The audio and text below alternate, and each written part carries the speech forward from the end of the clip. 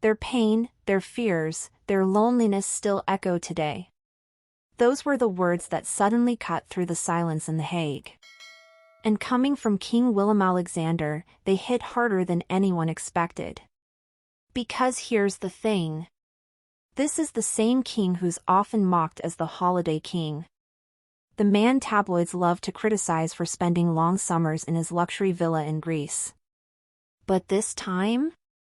He dropped everything. He flew back. And what he said next left the audience completely still.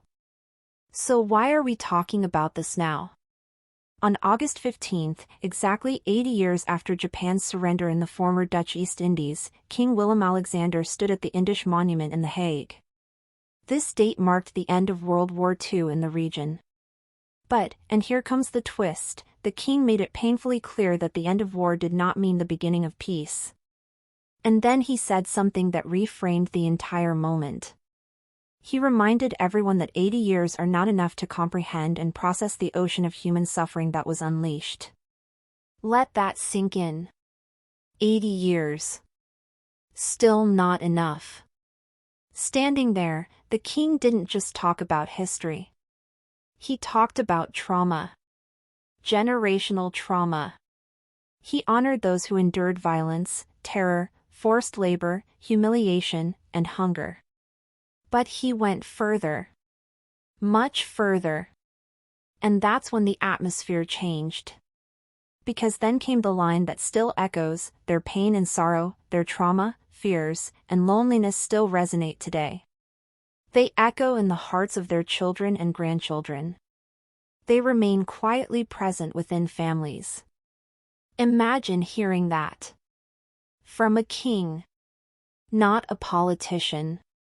Not a historian. But the head of state, openly acknowledging that this suffering never truly ended. And then came the bitter truth. King Willem-Alexander spelled it out. The Japanese surrender on August 15, 1945 marked the end of the war, but not the beginning of peace. Violence continued. Injustice continued.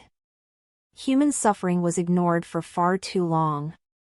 And yes, he admitted it himself, this day carries mixed emotions.